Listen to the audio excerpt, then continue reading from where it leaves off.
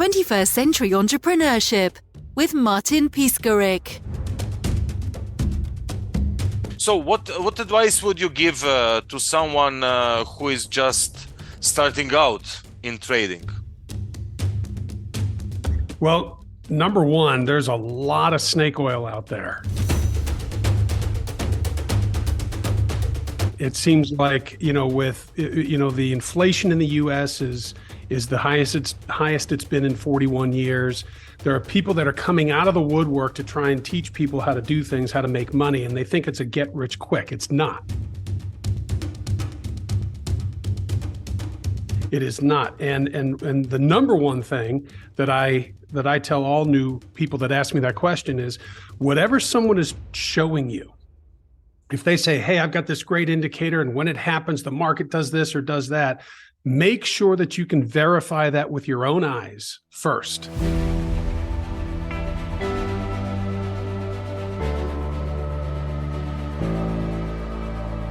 Before you invest any money, because there's too many people out there that are selling the same old regurgitated information that's been around for 30 years. They just repackage it, they put a nice little bow on it, and they call it their own, and they think it's the magic formula, and it's not.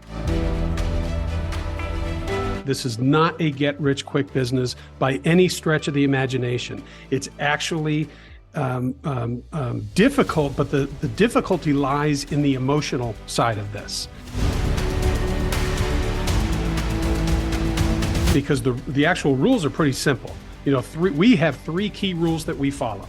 We need to see our oscillators in either a buy zone or sell zone. We need to see a couple of patterns. We need to see one of our proprietary indicators confirm that it's a legitimate trade.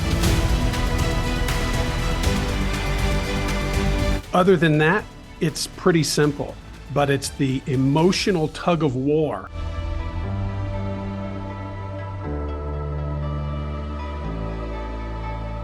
I call it mental ping pong. It's the emotional tug of war that people go through. It's the should I get in, should I take the trade, or shouldn't I take the trade? And they're afraid.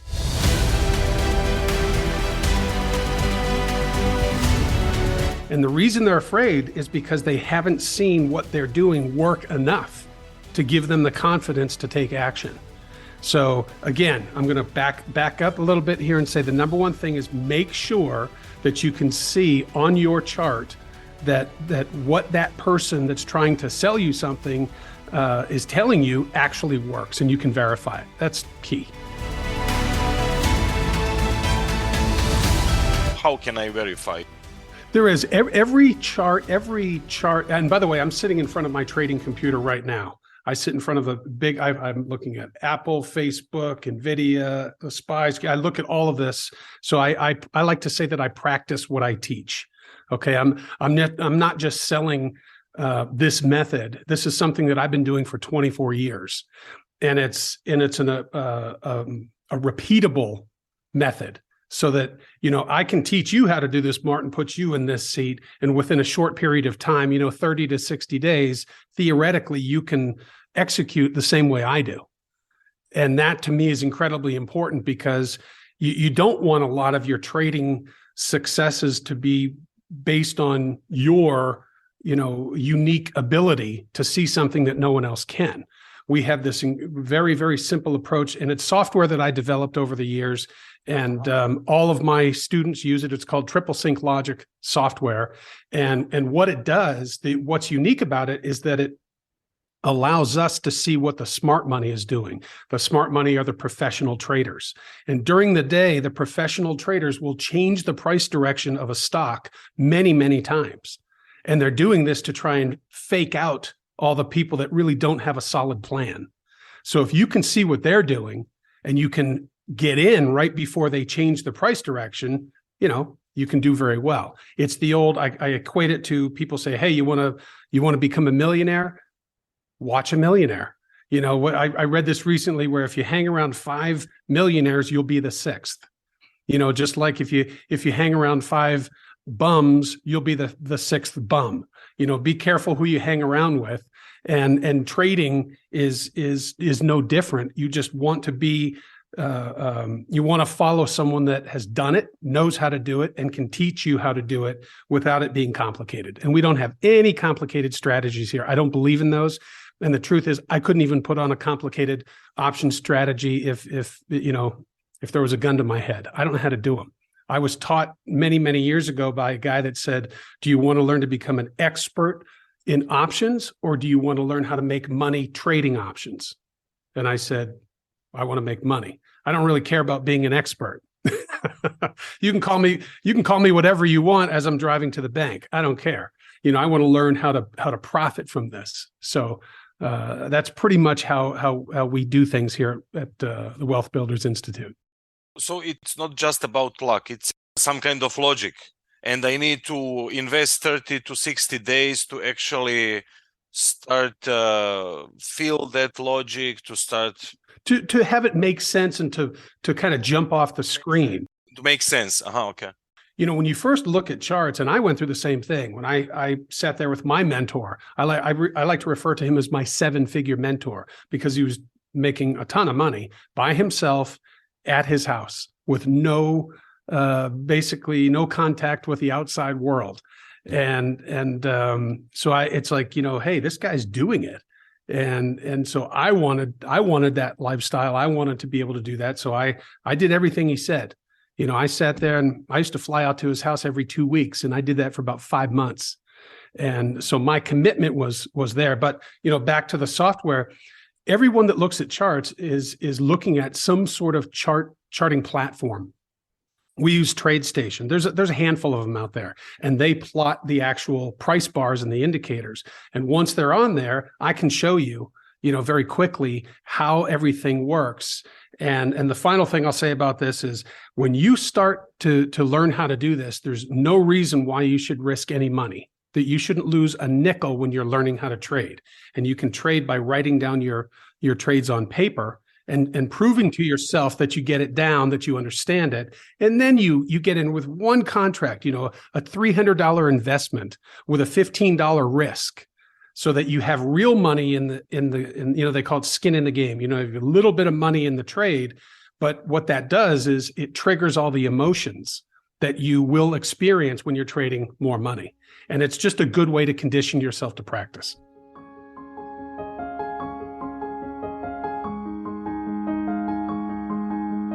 The way that I teach this is, I tell everybody you have to have at least 2 hours, preferably 3 during the day, and it's in the morning. The opening bell, I live in Las Vegas and, Pacific time zone, but, the New York Stock Exchange, obviously on the East Coast, and the hours are 9:30 to 4 Eastern. So realistically, you need to be available for the first, what I call the morning session, 9:30 to 12, Eastern time. It's ideal for someone that lives in the Pacific time zone, because it's 6:30 to 9, and you can be done and have the rest of your day to do whatever you want. But in the beginning, you'll probably spend more time once you get it down. It's like anything else you're learning. I actually talked to a student yesterday. We did a video chat like this, and he's doing incredibly well. I mean, incredibly well. What does it mean in your world, incredibly well? Is it a 2-figure up, down, or? He's making, right now, he is graduating from making $3,000 to $4,000 a day to $8,000 to $10,000 a day. He has a very disciplined approach. You have to have discipline in this business. You have to. If you don't have discipline, you'll lose your money. There's no two ways about it. And, trading educators love to make it sound really, really easy and enticing and exciting and all that. It isn't. It's funny you use the word boring, because my mentor said, when you get really good at this, he says, you're going to find out that it's boring. And when he said that, I didn't believe him. I kind of looked at him and went, I don't think so. I like making money, and this is exciting. And he was right, because when you become really, really good at something, you have you know what to expect. You can see. I like to describe it as I know how the movie's going to end. You can see the outcome. And so every time I get into a trade, I expect to make money. I don't get into trades and I call it white knuckle trading. There are a lot of people that experience that. They get into a trade and they clench their fists and they're sweating and they're sitting there fidgeting and they're nervous. They're nervous because they don't have something that's dependable. And that's the only reason. That's actually, I shouldn't say that. There's two reasons. They don't have something dependable and they don't have a handle on their emotions. But my long-winded answer here about time is you really need that morning session, about 2.5 hours during the day. And people say, well, I work in the morning and I can do it in the afternoon. I recommend they don't do it because the afternoon gets a little bit dicey. People are trying to get out of their positions and it's not as predictable as the morning session.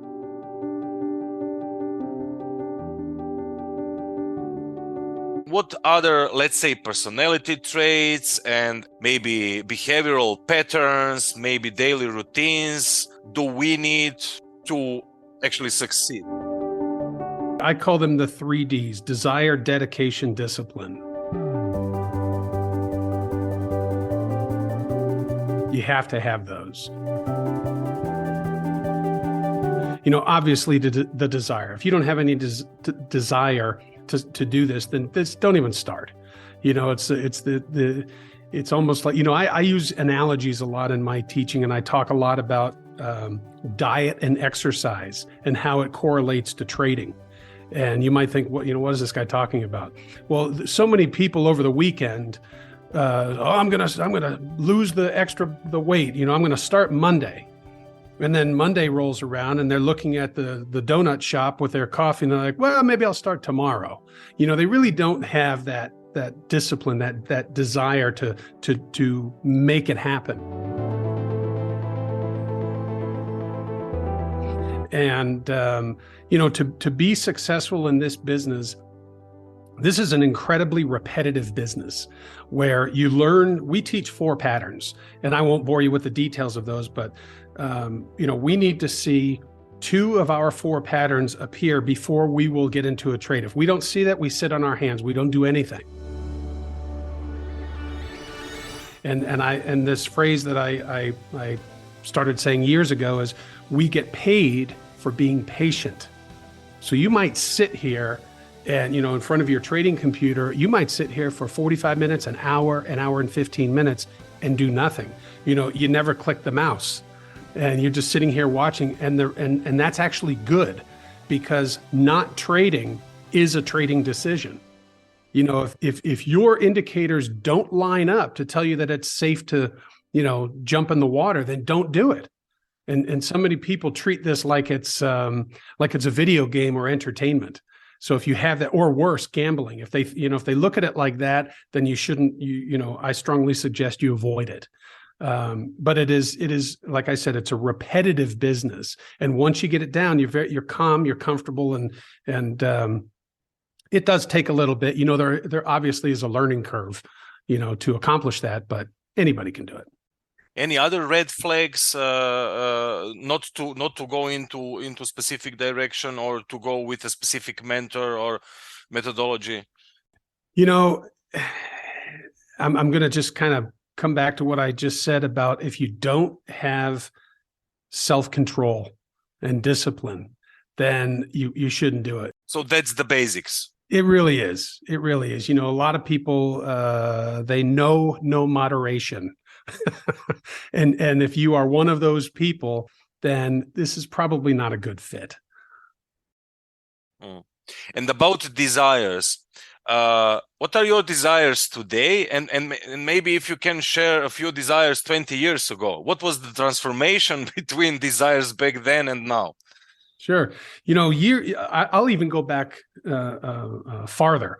And that is that, when I was a kid, my mother said to me, what do you want out of life? And I thought about it for a minute, and I said, to be content. And she kind of looked at me and said, boy, that's an odd answer from a kid.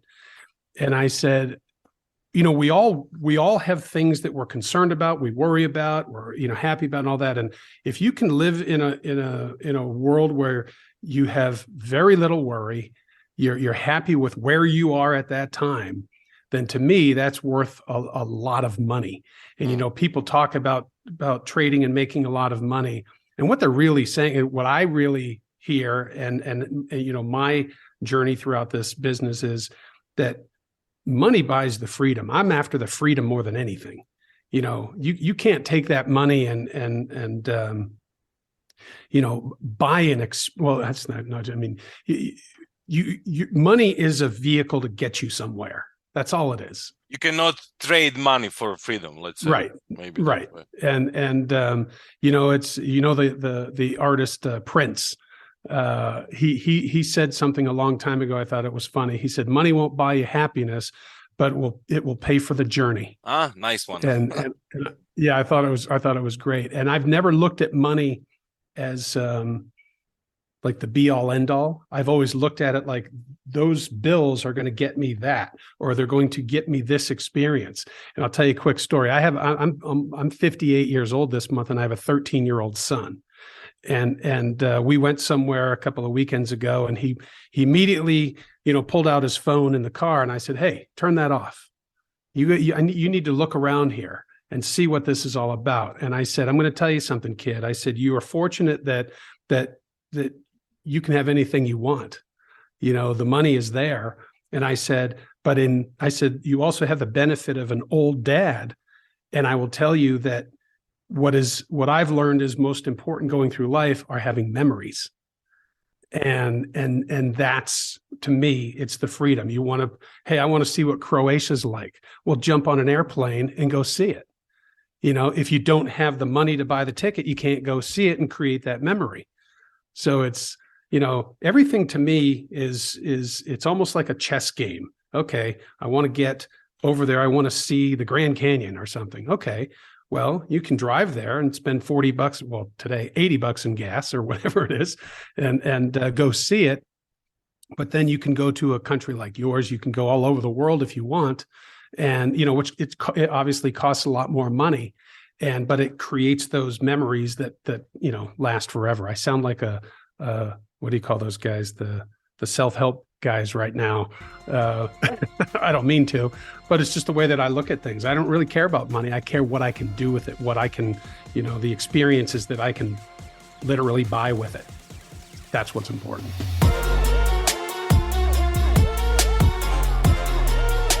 You know, if you're a rich jerk, you were probably a poor jerk.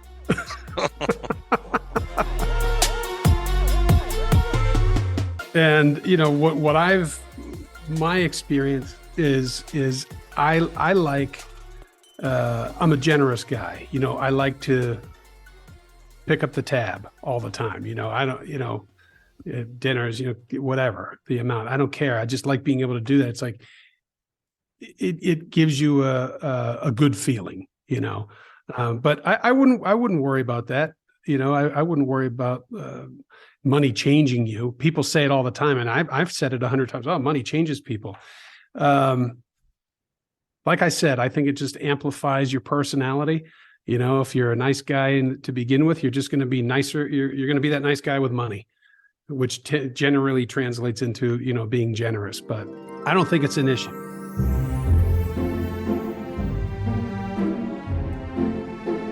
Let's go back to your transformation. So part of it was to be content. Any other transformation that was going on that journey regarding your personality, regarding your mindset? I have a big one, and that is in 2000, I had been trading for a couple of years, and I came out of the gate. You know, in other words, I started trading right when I started trading. I started meeting with a lot of success, and I didn't have any fear. There are two emotions in trading: fear and greed. Now, I had a little bit of the greed, but I had none of the fear. You know, my mentor said, you know, this is a trade, and I would see it. Like, well, that's a trade. I'd get in. Where I said earlier, well, people will hesitate and second guess, and then they'll miss the trade. I've never been that way. It's always, there it is. Get in. Let's go. Come on. Where's my paycheck? Where is it? You know, and I got really aggressive with my trading, and I started to ignore some of the basics. As a matter of fact, the number one basic rule, I ignored it. And it cost me dearly. I during the week of the dot-com bubble bursting, that Monday, I lost $87,000. And I called up a friend of mine and said, "Hey, let's go have dinner." And I went and picked him up, and he had a construction business in Boston, where I grew up. And he said, he goes, "Hey, how'd your trading go today?" And I was driving, and I just looked at him. I said, "I lost $87,000 today." And he went, "What?" Sorry, and that was a lot for you back then? Yeah, I mean, back then it was about 3 weeks income. Ah, okay. Then that's a lot. Okay. Yeah, it is. And I just shrugged it off. I just went, I'll get it back tomorrow or the next day or whatever it is. That was the level of my confidence. But what I didn't realize was I was still not following this key rule, and I kept doing it. And by the end of that week, I lost $400,000. That really, really hurt. But it affected me psychologically more than anything. You know, a lot of things in life, if you believe you can do it, you can do it. What I don't know, I think it was Henry Ford that says, if you believe you can, you're right. And if you believe you can't, you're right. Something like that. And so it hurt me. But, you know, you asked about transformation. It made me realize that as good as I was at this job, you know, as a trader, I still needed to take stock in myself, no pun intended, you know, and realize that I'm susceptible to getting beaten up just like everybody else when they don't follow the rules. And the market doesn't owe you anything just because you're in it. And, you know, you're competing with, my mentor said when I first met him, he said, understand the business you're getting involved with. And that is, you're going to be swimming with a whole bunch of sharks, where most people don't have any idea how to get away from them. He said, we know how to follow them, which I thought was great. And he had another line that just popped into my head. He said, when we get into the trade, he said, we're the pilot fish on the whale's back. So we're going to ride this giant animal for a while, but then we're going to get off before it can hurt us. And so the transformation from you know, making lots of money to losing lots of money and clawing back, you know, to get my confidence back and to be able to perform the way that I was, you know, prior to that loss, that took a lot of mental, you know, what is it? Introspective. Stretching. Yeah, it wasn't easy. So that was a big deal for me, that transformation. And it took me a long time, about 1.5 years, to really regain my confidence. 1.5 years. Yeah, that's a long time, you know, to sit around but my attitude towards things at the time, she was my girlfriend, she's my wife now, but at the time, she's like, why don't you go get a job? Why don't you go? And I said, no. Oh, that was feedback. Yeah. I mean, I've always been an entrepreneur, and I thought, no, I'm going to crack this code. I will. And it wasn't so much the charts, it was cracking the code, you know, here for me, you know, what makes sense. And I realized, boy, if you keep it simple and don't let these outside complicated things interfere, you can make progress. So just keep it simple. And I did. And I, you know, slowly but surely came back. But that was a big transformation for me. Having gotten, you know, knocked off the horse, I had to get back on.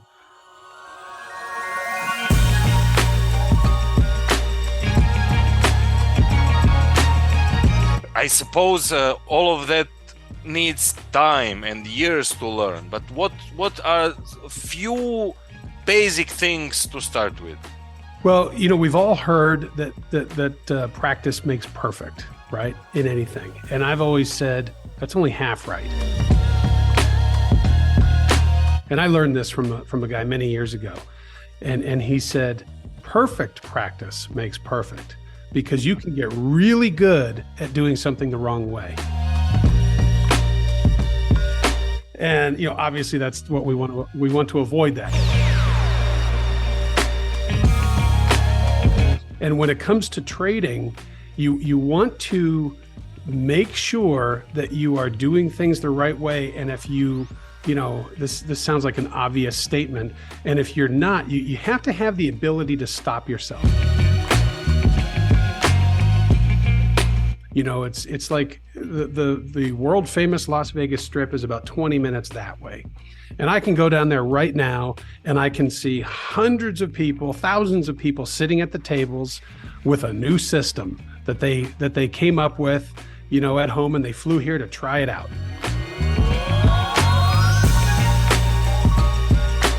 Or worse, they have it, I see this all the time where the couple's standing there and she'll say, I don't want to go gamble. I want to go over to the store. And he'll say, okay, I'm going to go sit down at the table. And she'll say, all right, well, don't lose more than $500. And he says, don't worry.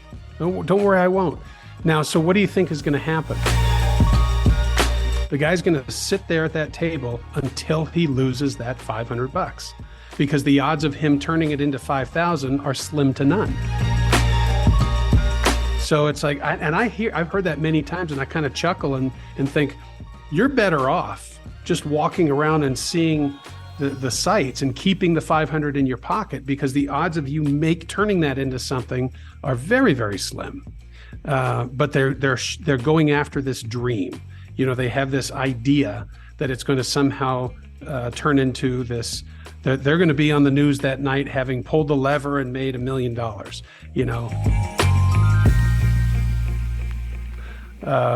I think people get too wrapped up in the perceived dream as opposed to the realistic journey. And if you just map it out, again, I barely made it through high school. I never went to college. I've always been able to see things in a common sense way, and I've been able to see things where it's like, hey, I can do that, and I figured out a better way of doing it, or I can build that business and do it better than the other guy, or I can trade and I will have the focus and the discipline to make sure that I don't go off the rails. I like to describe it as, if you're someone that likes to color outside the lines, don't do this. If you can control yourself, and I've already said this a few times, I know, but it's an important personality trait to have in any profession. You have to be focused. And too many people, they let outside influences come in and derail them, which, we're human. I get it. But you have to, get back and realize that it's the basics that get you somewhere. By the way, why are you in Las Vegas? I mean, you can live in any parts of the world. Las Vegas, isn't it a desert? Why? So you told me that 20 minutes you can go. Right. Why Las Vegas? Okay, I'll tell you the story. I grew up in the Boston area. I was born in the Midwest, moved to Boston when I was 14, which is why I don't have the accent. And then my wife and I moved to Washington State to invest in real estate, because I wanted to be in this time zone, because my day ended at the latest about 11:30, 12 o'clock, and I had the rest of the day. And I can't sit still. I like being productive.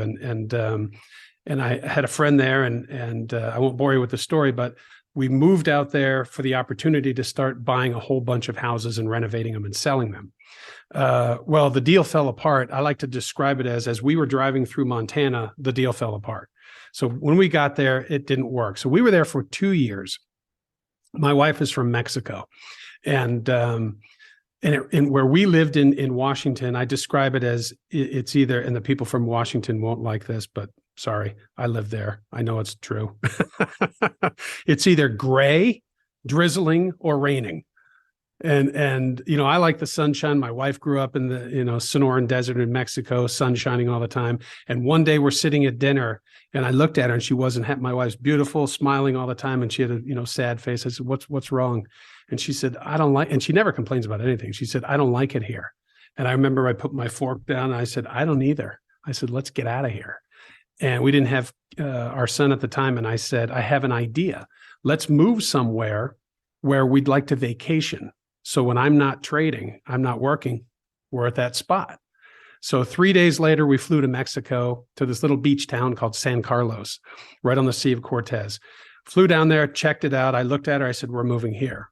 And we flew back to Washington. I sold our house in 2 days, got rid of stuff, bought a trailer, packed everything, and moved to Mexico. So we lived in Mexico for 4 years. That addresses that I can live anywhere, part of your question, because people talk about that all the time. Oh, I'd love to live on the beach or retire there. Well, we didn't have kids. So I'm like, well, let's go. And I had the ability to be self-sustaining as a trader. And this was 2006. We lived there from 2006 to 2010. Our son was born in 2009.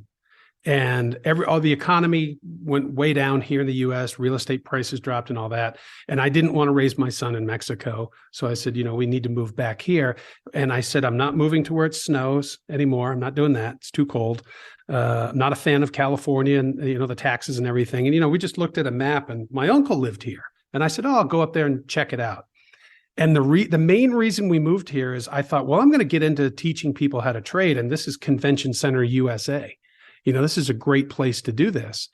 And at the time, in 2010, property values here were the cheapest in the country. I mean, the recession, all that, the houses were dirt cheap. So we moved here, and we've been here since 2010. I can't believe it. And we keep talking about, do you want to go somewhere else? But now our son, who is 13, is in a great school. I want him to finish. He's got 4 more years. And I figured, we'll be here for 4 more years and then we'll go somewhere. But we're building a new house right now. Just started doing that and basically committed to staying here for another 4 years. But who knows where we'll go. But I also like it here. You can fly in and out of here very quickly. There are, 1 million people visit this city every week. So there's lots and lots of flights. There's lots and lots of entertainment. I go back to Boston to see family every once in a while, and I'm amazed at how, there's no neon lights. There's no, it's like everything shuts down at 10 o'clock or 9 o'clock at night. And I'm like, all I wanted to do was go get a cheeseburger somewhere, and I can't. This is a 24-hour city, and I just got used to it. I just like the excitement of it here. The heat, it's hot. I've seen 114, 115 degree days, which is off the charts, but they don't happen that often. But it's a great place to be. It's almost like a home base. If you want to travel anywhere in the world, this is a good place because there are always flights leaving here. So we like it. If you want to learn how to trade and do it in a methodical way, step by step, where we literally have etched in stone rules for you to follow, so that theoretically you'll get the same results as every other student that we teach. You can find out more about this at wealthbuildersinstitute.com or tradewithtodd.com. And we'll take care of you. 21st Century Entrepreneurship with Martin Piskarik.